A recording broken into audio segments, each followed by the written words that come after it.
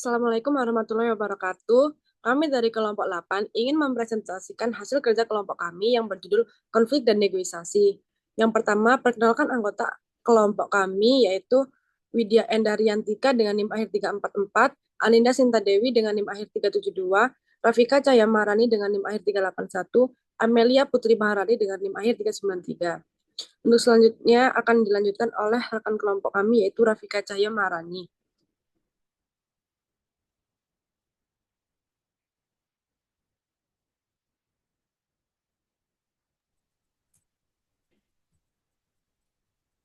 Oke, di sini saya akan menjelaskan tentang apa itu konflik. Konflik merupakan proses yang dimulai ketika satu pihak merasa pihak lain telah atau akan merugikan sesuatu yang dianggap penting olehnya.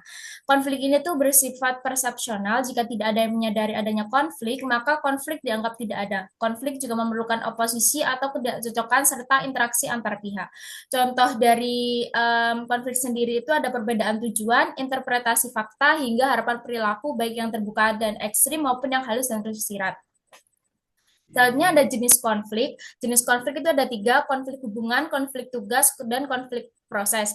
Konflik hubungan memiliki fokus konflik yaitu hubungan interpersonal antar anggota tim dengan dampak utama yaitu menurunkan kepercayaan, menurunkan kepuasan kerja, kohesi tim, dan meningkatkan perilaku yang menyimpang. Kalau konflik tugas, itu fokus konfliknya isi dan tujuan pekerjaan. Dampaknya itu bisa meningkatkan kinerja jika moderat dan terjadi di tim pengambilan keputusan, namun juga bisa menurunkan kepercayaan dan kerjasama. Konflik proses, fokus konfliknya yaitu dari cara kerja, pembagian tugas, dan peran. Dampak utamanya menimbulkan konflik hubungan jika tidak dikelola, mengurangi kepercayaan dan sikap positif tim, serta hanya sedikit berpengaruh ke kinerja. Selanjutnya akan dilanjutkan oleh rekan saya. Baik, yaitu pandangan tentang konflik. Pandangan pandangan ada tiga, yaitu pandangan tradisional, pandangan interaksionis, pandangan manajemen konflik. Pandangan tradisional merupakan konflik dianggap selalu buruk dan harus dihindari. Konflik dipandang sebagai tanda disfungsi organisasi. Ciri utamanya yaitu konflik negatif, berasal dari komunikasi buruk dan manajemen yang gagal memenuhi kebutuhan karyawan. Yang kedua yaitu pandangan interaksionis, merupakan konflik dapat bersifat positif dan bahkan perlu untuk menjaga kreativitas dan inovasi. Tidak semua konflik buruk. Ciri utamanya yaitu konflik fungsional bisa berguna, konflik relasi hampir selalu merugikan. Yang ketiga yaitu pandangan manajemen konflik. Fokus pada bagaimana menyelesaikan konflik secara produktif.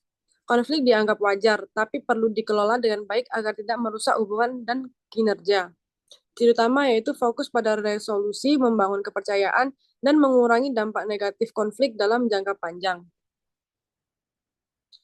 Transisi pemikiran konflik. Selama abad ke-20, konflik dipandang negatif sebagai hasil disfungsional dari komunikasi buruk, kurangnya kepercayaan, dan kegagalan manajerial. Ini disebut pandangan tradisional yang menganggap konflik harus dihindari karena merusak kelompok. Akhir 1940-an muncul pandangan hubungan manusia yang melihat konflik sebagai hal alami dan berpotensi meningkatkan kinerja jika dikelola dengan baik. Pandangan modern adalah pandangan interpersonal yang justru mendorong konflik fungsional tetap dinamis, kritis, dan responsif terhadap serta inovasi. Baik, selanjutnya akan dilanjutkan oleh rekan kelompok saya. Selanjutnya, saya akan menjelaskan tentang proses konflik. Jadi, proses konflik itu ada 5 tahap. Yang pertama, yaitu potensi oposisi atau ketidakcocokan. Konflik bisa muncul karena masalah komunikasi, struktur, organisasi, yaitu otoritas, ukuran tim, spesialisasi, atau perbedaan individu. Selanjutnya ada kognisi dan personalisasi. Adalah konflik mulai disadari dan dirasakan, persepsi saja belum cukup. Harus disertai emosi agar benar-benar terjadi konflik.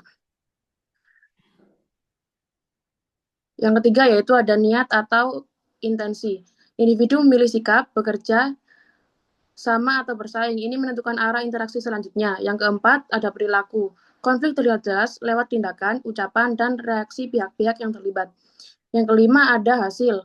Konflik bisa berdampak fungsional, misalnya solusi kreatif, keputusan lebih baik, atau disfungsional, misalnya kekacauan, penurunan kinerja tim. Selanjutnya ada negosiasi. Suatu proses yang terjadi ketika dua pihak atau lebih berkomunikasi dengan berunding atau satu sama lain untuk mencapai kesepakatan bersama mengenai pertukaran barang atau jasa. Ada dua pendekatan umum untuk negosiasi, yaitu tawar-menawar distributif dan tawar-menawar integratif. Selanjutnya akan dilanjutkan oleh rekan saya.